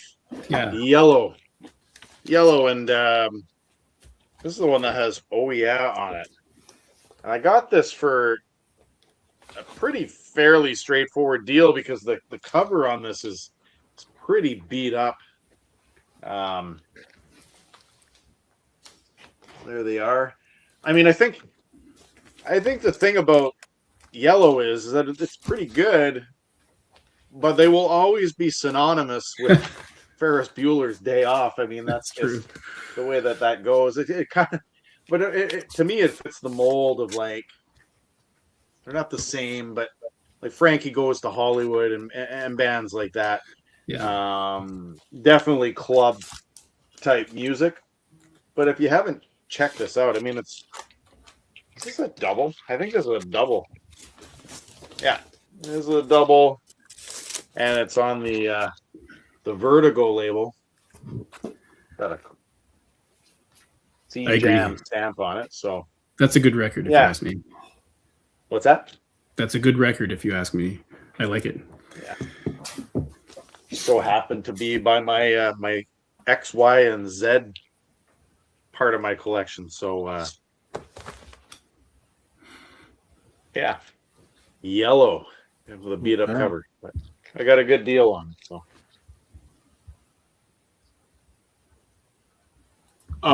apparently Grasshopper TV went to school with Black Emperor, if I read that correctly. Oh yeah. That's cool. That'd be a neat story to hear, I'm sure. Okay. I picked 3. You're done there, Daryl? Oh, maybe I'll try one more here. I'll see what I come up with. I'm just gonna do a random grab. Okay. I'm gonna talk while you're grabbing. How's that? Oh, here we go. Random grab. What do you know? This was another VCLT. Chris Mann, Stereophonics, greatest hit. This is, I don't know. I think this is fantastic. I mean, I know that Chris like hypes these guys up and all that kind of stuff, but for me, I mean, this is so good. Dakota's a really good song. My favorite song on here is Devil. I think Devil is just a funny song. And to me, this, like, I know that a lot of the tracks that are on here, it's not 90s stuff, but it reminds me of stuff that I would have listened to in high school, like that late 90s rock or alternative stuff. So yeah, what else can I say about this? What is this Decade in the Sun best of that hasn't been said by Chris Mann? If you don't follow Chris Mann, definitely give that one a shot, because he talks about them lots. I don't know. There's just something about Stereophonics that resonates with me. I think that they're a great band. So there we go. It just happens I randomly grabbed them. No, the only song that they ever had in North America, Richard, I think that went top 40, was Hurry Up and Wait. And that's a hard album to find too, the one that was on. Okay, I got 2 here. From 2011. Lindy Ortega, Straight Up Country. She kind of reminds me of like Dolly Parton or Emmylou Harris, kind of that female singer kind of stuff. She's from Toronto, but spent the bulk of her career in Nashville, recording very, very country music. I'm generally not a fan of like straight up country, but this is like 50 or 60s country, and it's good. I like it a lot. This is her. I think this is the first album called Little Red Boots. This is signed because I met her on that tour. I've seen her a few times. And then the last one I'm going to show is from 2021, I believe. Yes, a band from Guelph, Ontario, called Royal Castles, and this is Power Pop. I've talked about these guys before. I've shown them before. AJ Johnson, who is 1/3 of this trio, is also the drummer of Cuff the Duke, a band that I love. I've known AJ for a number of years. Just a cool. I know this. It says just the hits. This is not their greatest hits. This at the time was their first and only record. They put out one since then, but this came out in the pandemic. So when it came out, AJ delivered it to my house, signed by the band, which was kind of cool. And nice. Pink vinyl. Great power pop, garage rock kind of stuff. It's actually really, really good. There you go. We filled the rest of the time. So, what's Trevor saying? My introduction to Black Emperor was the movie 28 Days Later. I love that movie. Shortly got F sharp, A sharp, incredible album. Is that F sharp, A sharp, Infinity? Yes. Okay, incredible album. Look at that. Yeah. All right, that was fun, guys. That was for the most part, we came up with some interesting genres. So you were the only man for this job, Brian, because when Daryl and I were talking, it's like it's got to be Brian because you've got shit we've never heard of, like new wave post punk shit we don't even know what it is. We're like, Brian is the guy that's going to show some interesting stuff. So well, I don't have any pirate metal, so I couldn't show that. I know. What you need is some ABBA, is what you need. I do have some ABBA 45s that I got from my dad. That's a start at least. It's not a start. It's not a start. Oh, okay. That kind of does it for this evening. My Habs are still losing miserably, which sucks. Yeah. What's going on over on your channel, Brian? Any videos you want to talk about? I think you're still in the midst of your top Canadian songs or whatever. Yeah, I'm doing two kind of ridiculous things. I'm counting down my top 200 favorite Canadian songs of all time. Only one track per artist, and also I have to own it, so that does place a limitation on it. I've done the first 50, but I'm also doing this thing where I ask people to give me a cube and a record number. So bin 14, record 25, and I will pull those out and talk about them. So I have about 50. So far, I've had about 50 people give me record numbers. So I've done the first 3 videos in that. So that's what I'm occupied with. Apart from, other things in my life, like working, that's what I'm doing. So, yeah. What about you, Daryl? What's going on up there? I haven't done any videos lately, although my youngest son Emmett, that comes on with me every now and again, he says, Dad, we got to make a video together one of these days, and maybe I can have my stuffed animal with me. So, nice. That would be funny. Yeah, I gotta continue my styles video. I think is where I'm gonna go next again. I did want to do that contest though. Brian, I think you were talking about the Gordon from I Dig Vinyl. He's got that one where you create your own music festival. I think that would be a fun one. So I'm not sure when it's done, but we already know the headliner would be Village People, correct? On the second night, the first night's ABBA. Right. I thought about doing the four regions of Canada, bands from the East Coast, West Coast, Central. Yeah. I don't think I could. I don't have any records from the North, but I could show a couple of headliners from there too, maybe.